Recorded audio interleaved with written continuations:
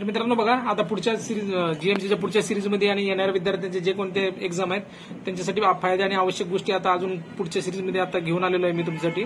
आणि फास्टमध्ये आपण जे काही कंटेंट कव्हर करायचं त्या उद्देशाने फक्त व्हिडिओ आहे. उगाच त्याला खेळत बसायचं नाही. ह्या प्रश्न स्वरूपात मांडून काही गरज नाही. आपल्याला फक्त नॉलेज आणि डाटा इम्पॉर्टंट आहे. त्या गोष्टी असल्या की आपण कोणते प्रश्न व्यवस्थित टॅकल करू शकतो. आणि चालू घडामोडी असा एक विषय आहे, त्याला किती वाचलं तरी कमी आहे. पण आपण एक अंदाज लावून मागे जे एक्झाम झालते कोणत्या क्षेत्रामध्ये प्रश्न कोणत्या क्षेत्र रिलेटेड प्रश्न आहेत ना ते आपण घेण्याचा प्रयत्न केलेला आहे मित्रांनो. तर बघा, लक्ष देऊन बघा. लास्ट टाइम जे आहे ना आपल्याला दिनविषय चालते ना, एखादी तारीख दिली ती कोणाच्या संदर्भात आलती किंवा काय. मग त्या रिलेटेड मी काय केलं मित्रांनो माहिती आहे बघा. आता आपली जी जीएमसीची एक्झाम आहे त्या क्षेत्रा रिलेटेड काय केलं, 1 जुलै राष्ट्रीय डॉक्टर दिन साजरा करतो आपण. किती 1 जुलैला. ओके. तर कशामुळे साजरा करत होतो आपण बघा. ते प्रसिद्ध डॉक्टर बिधानचंद्र रॉय यांचा जन्म आणि मृत्यू दिवस आहे 1 जुलै. आणि त्यांच्या स्मरणार्थ आपण हे 1 जुलै राष्ट्रीय डॉक्टर दिन असं साजरा करतो बरं का. आणि या वर्षीचं या राष्ट्रीय दिनाचं डॉक्टर दिनाचं जे थीम आहे ना, healing hands caring hearts. Okay, लक्षात ठेवा. येतात असे थीम वगैरे येत असतात. ओके. तर पुढे बघा, 16 मार्च राष्ट्रीय लसीकरण दिवस. ओके. 7 एप्रिल जागतिक आरोग्य दिन आपल्या सर्वांना माहितच आहे बघा.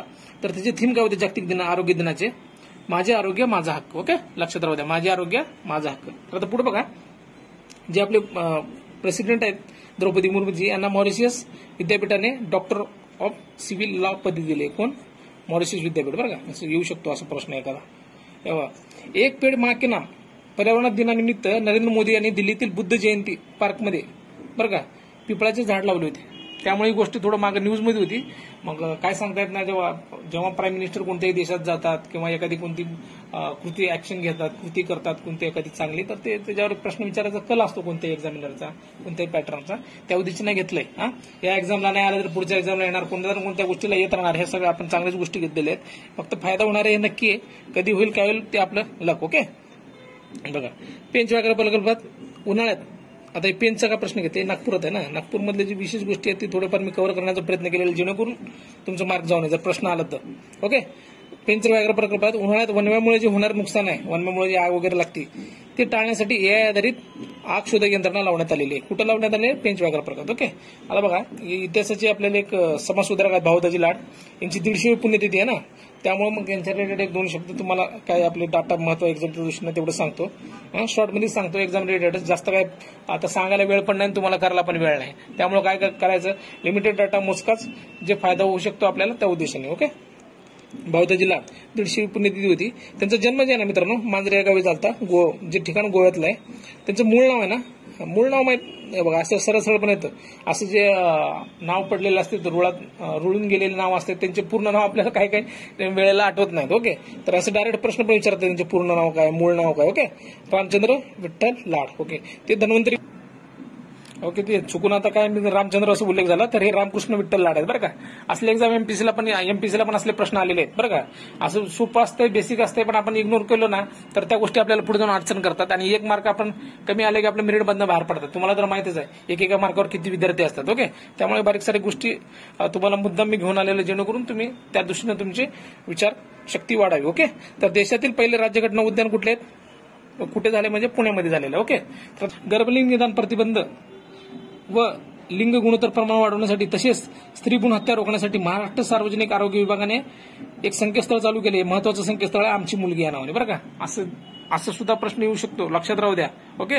म्हणजे गर्भलिंग निदान चाचणी आपल्या इथं कायद्याने बंद आहे ना, हे ना प्रतिबंध आहेत ना. आणि लिंग गुणोत्तर वाढावं, महिलांचं प्रमाण वाढावं आणि स्त्री भ्रूण हत्या रोखण्यासाठी आमची मुलगी संकेतस्थळ. ओके. आणि बघा, आता आपल्या महाराष्ट्रामध्ये 4थं महिला धोरण आहे ना, कधी लागू झाले ते 8 मार्च 2024 पासून 4थं होतं. तर पहिला महिला धोरण कधी आहे? 1994. ओके. आता बघा, हे शक्तीपीठ महामार्ग मी मुद्दाम घेतलेला आहे कारण विदर्भाला जोडणारा महामार्ग आहे आणि नागपूरमधून पण गेलेला आहे. त्यामुळे हा प्रश्न मी घेतलेला आहे. बघा, हा महामार्ग बघा कोण बांधलेला आहे? MSRTC, Maharashtra state road development corporation. Okay. तर हे कुठून कुठं आहे? नागपूर गोवा. लांबी किती आहे त्याची एकूण? बघा, लांबीचे पण प्रश्न येतात. 802.5 किलोमीटर. ओके. पवनार वर्धा ते पत्रादेवी गोव्यातल्या ठिकाणी जोडणार आहे. पवनार येथून ते आपले जे समुद्र महामार्ग आहे त्या समुद्र महामार्गाला जॉईंट होणार आहे बरं का. 6 पदरी रस्ता या 12 जिल्ह्यातून जातो. ओके. आणि बघा, नागपूर विषयीची अजून एक गोष्ट, नागपूर येथे IIT मध्ये एक्सलन्स सेंटर स्थापन करणार आहे. कोण करणार आहे? तर गुगल. असा पण प्रश्न येतो, सेंटर ऑफ एक्सलन्स कुठं स्थापन झालेलं आहे? नागपूर. आणि कोण स्थापन केलंय? गुगल. ओके. तर पुढे बघा. तर बघा मित्रांनो, 1857चा उठाव म्हणजे कोणत्याही एक्झामचा एक फेमस टॉपिक आहे बरं का. मग त्या टॉपिकवर आपल्याला थोडंफार माहित असायला पाहिजे, जेणेकरून त्या रिलेटेड जर प्रश्न आला तर यातलंच येईल संभाव्यता पूर्णपणे बरं का. त्या हिशोबाने महत्वाचं मी तुम्हाला काही घेऊन आलेलो आहे. तर बघा, महाराष्ट्र विशेष घेतलेला आपण, कारण महाराष्ट्रात आपल्याला जास्त भारतातील वगैरे विचारणार, महाराष्ट्र रिलेटेड विचारतील या उद्देशाने घेऊन आलेलो आहे. तर बघा, सातारा या ठिकाणी आहे ना उठावचे, बघा इथं ठिकाण दिलेले आहेत आणि त्यांचे उठावाचे नेतृत्व कोण केलेलं आहे असं दिलेलं आहे. सातारा या ठिकाणी कोण केलं उठाव? रंगो बापूजी गुप्ते. ओके, ठीक आहे. कोल्हापूर कोण? रामजी शिरसाट. आणि हे रामजी शिरसाट जे आहेत यांचे उठाव दडपणारे अधिकारी होते कोण होते? Grand Jacob. असा पण प्रश्न आलेला आहे बरं का. रामजी शिरसाट यांना ठार मारण्यात आले, तर यांचे जे सोबतचे होते ना अण्णा फडणवीस आणि तात्या मोहिते यांना जन्मठेपेची शिक्षा झाली. ओके. पेठ या ठिकाणी पेठ जे ठिकाण आहे ना नाशिकमध्ये आहे, तिथं कोण होते? भगवंतराव कुळे. यांना काय झालं तर फाशी देण्यात आली होती बरं का. आता बघा नागपूरमध्ये पण होतेच. नागपूर रिलेटेड आपल्याला आलं की थोडं आपण त्याच्यावर लक्ष द्यायला पाहिजे. नागपूरमध्ये कोण होते उठावाचे नेतृत्व करणारे? इनायतुल खान, विलायत खान, नवाब कादर खान. ओके. खानदेशामध्ये जर पाहायला गेलं आपण वर सातपुडा सातमाळा रिजन तिकडे वर, तर बघा काजी सिंग होते, भीमा नाईक होते. ओके. मुंबई या ठिकाणी कोण होते? गुलमार डुबे व देवराव नाईक होते वाटते, नाईक. ओके, ठीक आहे. तर बघा औरंगाबाद या ठिकाणी कोण होते? मीर फिदा अली. नरदुंग जे धारवाड प्रांतामध्ये होते, तिथलं जे उठावाचं नेतृत्व केलं तर बाबासाहेब भावे. जमखंडी रामचंद्र पटवर्धन. कोणत्याही एक्झामला प्रश्न येणारा टॉपिक आहे बरं का. फक्त तुम्हाला यायला पाहिजे उद्या, म्हणजे तुम्हाला फिक्स मार्क आहे समजा. ओके. गांधीजींचे काही सत्याग्रह घेतले जे वारंवार येणारे प्रश्न आहेत बरं का. त्या रिलेटेड बघा दोन एक महत्वाचे आहेत गांधीजी रिलेटेड. तर ते बघा, चंपारण सत्याग्रह कधीच आहे? चंपारण ठिकाण कुठं आहे? बिहारमध्ये ना. ओके. 10 एप्रिल 1917 ते उठाव चालू झाला आणि मे मध्ये समाप्त झालेलं होतं. तर गांधीजी यांना कोणी विनंती करून बोलवलं होतं? खूपदा आलेला प्रश्न. तर राजकुमार शुक्ल यांचे त्यांचे मित्रच होते, त्यांच्या विनंतीवरून ते तिथे गेले होते आणि तिथे त्यांचा 3 काठ्या पद्धतीस विरोध होता. आता 3 काठ्या पद्धत काय आहे वगैरे आता आपल्याला सांगायचं नाही, आपल्याला फक्त आता रिव्हिजनची वेळ आहे, जास्त काय आता बोधरेशन घ्यायचं नाही, जेवढं आहे तेवढं फक्त रिवाइज करा. बघा तिथे काय होतं, नीळ उत्पादनासाठी सक्ती करत होते ना शेतकऱ्यांना, त्यांच्यावर अन्याय एक प्रकार होत होता, त्यामुळे त्यांनी गांधीजी तिथे गेले होते या चंपारण सत्याग्रहासाठी म्हणून आणि ते तिथे सक्सेस झाले होते. ओके. आता पुढे बघा, खेडा सत्याग्रह. खेडा ठिकाण कुठं आहे? गुजरात. कधी झालं सत्याग्रह? 1918. ओके. तर बघा गांधी, पटेल आणि इंदुलाल याज्ञिक अजून इतर सदस्य होते, पण महत्वाचे आपल्याला गांधी आणि पटेल आहेत. ओके.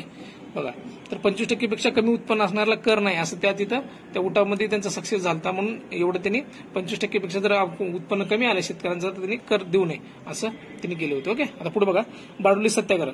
बारडोली ठिकाण कुठं आहे? गुजरात. कधी झाला सत्याग्रह? 1928. नेतृत्व कोण करत होते? सरदार वल्लभभाई पटेल. ओके. पुढे बघा आता. तर बघा 1857चे उठाव जे आपण झालं ते तर पाहिलेलंच आहे. त्यापूर्वीचे पण काही महत्वाचे उठाव होते, ते सुद्धा त्यांचा सुद्धा उल्लेख या ठिकाणी केलेला आहे. बघा 1818 बीड या ठिकाणी. आता साल तुम्हाला लक्षात राहिलं नाही राहिलं काय लोड घ्यायचं नाही, फक्त एकदा बघा. आणि बघा तुम्हाला जर वेळ भेटला ना तर हे जे व्हिडिओ आपण आतापर्यंत अपलोड केलेले आहेत, काही गणिताचे पण व्हिडिओ जे मी अपलोड केलेले आहेत एमपीसीचे म्हणायचे त्याचे, तुम्हाला वेळ भेटले ते पण फास्टमध्ये बघून जा, कारण कसं आहे त्या रिलेटेड तुमच्या मेंदूला जे आहे ना कल्पना भेटून जाईल की आता आपल्याला उद्या परवा असले गणित सोडवायचे बाबा किंवा काय. तुमचे तर खूप सोपे असणार आहेत, तर काय लोड घेऊ नका. पॅटर्न वगैरे सगळं सांगितलेलं आहे, कसं काय येणार ते तर तुम्हाला सांगितलेलं आहे. ओके. तर बघा नांदेड या ठिकाणी कोण होते? हंसजीना हटकर. ओके. हे उठाव झालेले होते, ते उठाव जे आहेत त्या उठाव रिलेटेडची व्यक्ती हे सर्रास प्रश्न आलेले आहेत, सर्रास प्रश्न आलेले टॉपिक आहे ते, त्यामुळे तुम्हाला घेतलेलं आहे मी. ओके. तर बघा विजापूर या ठिकाणी कोण होते? 1840 ठिकाणी विजापूर इथे झालता उठाव. नरसिंह दत्तात्रय होते. तर बघा हे पुण्याचे एकदम प्रसिद्ध चित्तूरसिंग, सत्तू नाईक, उमाजी नाईक हे होते बरं का. आणि पुण्याचा उठाव कधी आहे? 1826. लक्षात ठेवा. ओके.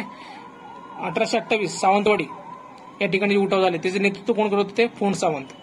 1844 कोल्हापुरात जे उठाव झाला ना तर तिथे उठावाचे नेतृत्व कोण करत होते? गडकरी करत होते. ओके. 1818 खानदेश या ठिकाणी जे उठाव होत होते ना, उठाव झाला त्या उठावचे हिरा नामक व्यक्तीनं तिथे उठावाचे नेतृत्व केले होते. ओके. पुढे बघा 1822 सातमाळा अजेंडा. कोण होते उठावाचे नेतृत्व करणारे? सेवाराम किसाडी. ओके. ठीक आहे. आता पुढे बघा मित्रांनो, आता काय केलं माहिती आहे का, हे झालं इतिहास रिलेटेड. आता तुम्हाला नागपूर विशेष किंवा नागपूर रिलेटेड अजून काही गोष्टी आहेत ते तुम्हाला आता थोडं सांगतो. आणखी यानंतर एखादा दुसरा व्हिडिओ अपलोड होईलच. माझे 100% प्रयत्न तर मी करतोय जेणेकरून तुम्हाला फायदा व्हावा, बाकी काय आपला उद्देश नाही. आणि बघा व्हिडिओ जर तुम्हाला आवडत असेल ना मित्रांनो, लाईक शेअर सबस्क्राईब करून ठेवा आणि बेल आयकॉन दाबून ठेवा. कोणत्याही आता या नंतरचे जरी एक्झाम सगळ्या जे एक्झाम आहेत त्या एक्झाम रिलेटेड तर आपल्याकडे एकदम कन्सेप्च्युअल गोष्टी येणारच आहेत. आता या जे एक्झाम झाले त्यात पॉलिटी इकॉनॉमिक्स वगैरे जास्त प्रश्न आले नाहीत असं कळल्यामुळे आपण त्यावर फोकस केलेलं नाही बरं का. आता इतर कोणत्या गोष्टी ह्याच्यासाठी जे लागणार आहेत एक्झामसाठी ते सगळे आपण क्लिअर करू. कन्सेप्टचं पॉवर तुमचे कन्सेप्ट सगळे क्लिअर होतील ही गॅरंटी माझी. फक्त तुम्ही आपल्यासोबत आपल्या चॅनलच्या माध्यमातून जोडले जावं फक्त. बाकी सगळं मित्र आहेच तुमच्यासाठी. ओके. तर बघा पुढे. तर बघा मित्रांनो, आता नागपूर मेट्रो रिलेटेड माहिती घेतलेली आहे. तर बघा, तर त्यांची लांबी किती आहे नागपूर मेट्रोची? 38.215 किलोमीटर लांबी आहे. याचं फेज 1 जे आहे ना, फेज 1 त्याचं स्टार्ट कधी झालं? 2015ला. त्याचं उद्घाटन कधी झालं? हे बघा, पूर्ण नागपूर मेट्रोची लांबी एवढी 38.215 आहे. तर त्याचं पहिलं ह्याचं उद्घाटन 2015. कसं आहे, आपण नागपूर विशेष पेपर असल्यामुळे थोडं आपण घेतलेलं आहे तुमच्यासाठी. आणि उद्घाटन कधी झालं त्या फेजचं? तर 8 मार्च 2019. बघा, ते खापरी ते सीताबर्डी एवढ्या फेजमध्ये ती चालू झालेली आहे बरं का मेट्रो. ते नरेंद्र मोदीजी उद्घाटनाला होते, गडकरी साहेब होते आणि आपले सीएम तेव्हाचे देवेंद्र फडणवीसजी होते बरं का. ठीक आहे. तर आता बघा मित्रांनो, नागपूरमधली जी विशेष पर्यटन स्थळ म्हणण्यापेक्षा धार्मिक स्थळ आहे ते. धार्मिक स्थळ तुम्हाला आता सांगतो मी, जेणेकरून जर एक्झाम मध्ये आला तर आपला फायदा होईल. ओके. रामटेक हे जे ठिकाण आहे ना, या ठिकाणी काय काय बघा. रामटेक ठिकाणी प्रभू रामचंद्राचे वास्तव्य तिथं झालेलं आहे. रामचंद्र व लक्ष्मण यांची देवालय तिथं आहेत. आणि बघा, कालिदास जे आहेत ना, हे महत्वाचं आहे. मेघदूत हे इथंच लिहिलं होतं बरं का. ओके. पुढचं बघा मित्रांनो, धापावाडा इथलं एक विठ्ठल मंदिर खूप फेमस आहे. त्याला विदर्भाचे पंढरपूर म्हणून प्रसिद्ध आहे ते मंदिर बरं का. आणि कोतोबा स्वामींचं मठ पण तिथंच आहे बरं का. कुठं? धापावाडा. ओके. लक्षात राहू द्या, उद्या एक्झामला प्रश्न येईल. तर बघा पुढचं बघा, तिथलं एक फेमस काटोल्या ठिकाणी ना भवानी मंदिर फेमस आहे. ओके. धार्मिक स्थळ आहे ती सगळी. आदासा तिथे गणपतीचे पुरातन मंदिर आहेत बरं का. श्री गणपतींचे पुरातन मंदिर आहे तिथे. अंबोरा चैतन्येश्वर मंदिर व हरिहर स्वामीची समाधी तिथे आहे बरं का. आता पुढे बघा मित्रांनो, आता विदर्भात जे आपले काही अष्टविनायक मंडळ स्थळे आहेत, सॉरी ते स्थळे आपण आता इथं बघणार आहोत की कोणतं स्थळ कुठं आहे बरं का. तर बघा, आदासा, रामटेक आणि नागपूर या ठिकाणी हे 3 आहेत बरं का. अष्टविनायकातले नागपूरमधले ठिकाण किती? तर 3 आहे बघा. असं पण प्रश्न येऊ शकतो, विदर्भातील अष्टविनायकमध्ये नागपूरमध्ये किती अष्टविनायक आहेत? 1, 2, 3, 4 असा ऑप्शन आला तर आपण कन्फ्युज होऊ नका. बघा 3. ओके. तर पुढे बघा, मेंढा पवनी हे कुठे आहेत? भंडारामध्ये. 3 आणि 2 5 झाले. आता 3 राहिले बघा. केळघर कुठे आहे? वर्धा. कळंब यवतमाळ. आणि कळंब तालुका आहे बघा तिथलं. कळंब असा तालुका आहे. कळंब हा तालुका 2 ठिकाणी येतो महाराष्ट्रामध्ये, एक यवतमाळमध्ये आणि उस्मानाबादमध्ये. असं पण आता आपल्या एक्झामला येणार नाही, पण माहिती असू द्या, पुढे तुम्हाला काम येईल बघा. आणि जे 8 नंबरचा अष्टविनायक आहे ते चंद्रपूर. ओके. तर बघा मित्रांनो, आता पुढे बघा, नागपूर महानगरपालिका. आता स्थापना कधी आहे त्या महानगरपालिकेची? मार्च 1951 बरं का. आणि एक विशेष म्हणजे आता किल्ल्यावर पण प्रश्न आला, तर म्हणून मी नागपूरचा किल्ला घेतलेला आहे. आता घेण्यासारखं भरपूर काही आहे. आता तुम्हाला एक्झामच्या आधी मी जास्त काही घेऊन तुम्हाला घेणं बरोबर नाही. त्यामुळे जेवढं शॉर्टमध्ये तुम्हाला काही फायदा होईल या उद्देशाने जेवढं शॉर्टमध्ये सांगता येईल तेवढं सांगण्याचा प्रयत्न केलोय बरं का. बाकी तुम्ही तर जे वाचले ते रिव्हिजन करत राहा. बाकी काही एवढा विषय नाही बघा. भिवगड जो किल्ला आहे ना, तो नागपूरमध्ये आहे. ओके. तर मित्रांनो, आता आजचा व्हिडिओ आपला इथं संपतोय. आता मी अजून यानंतर दुसरे काही व्हिडिओ अपलोड करणार आहे जे एक्झाम रिलेटेड आपल्याला विशेष मला काय करता येईल अजून मागील अनालिसिस करून ते तर येत राहणार आहे. तर काही काही विद्यार्थी मित्रांनी ज्यांनी कोणी सबस्क्राईब केलं नाही त्यांनी सबस्क्राईब करून ठेवा, जेणेकरून जो मी नवीन व्हिडिओ टाकतो ते तुमच्यापर्यंत पोहोचायला पाहिजे. तर सबस्क्राईब नाही केलं तर कधी कधी काय होतं माहिती आहे का, तुमच्यापर्यंत व्हिडिओ पोहोचायला उशीर होतो आणि एक्झाम झाल्यानंतर आल्यावर काय उपयोग, आणि त्यातली एखादी गोष्टी आली तर त्यामुळे तुम्ही काय करा, लाईक शेअर सबस्क्राईब करा आणि व्हिडिओ आवडल्यास नक्की कमेंट करत राहा. आणि मला काय म्हणायचं मित्रांनो, तर आता येणारी जी बीएमसी एक्झाम आहे, बीएमसीची एक्झाम आहे किंवा फॉरेन्सिक सायन्सची जी एक्झाम आहे डिपार्टमेंटची, मुंबई पोलीसवाले जे विद्यार्थी आहेत, तर त्या विद्यार्थी मित्रांना सुद्धा तुमच्या हे चॅनल आपलं फॉरवर्ड करा, जेणेकरून त्यांना सुद्धा आपला व्हिडिओ बघून फायदा होईल. ओके.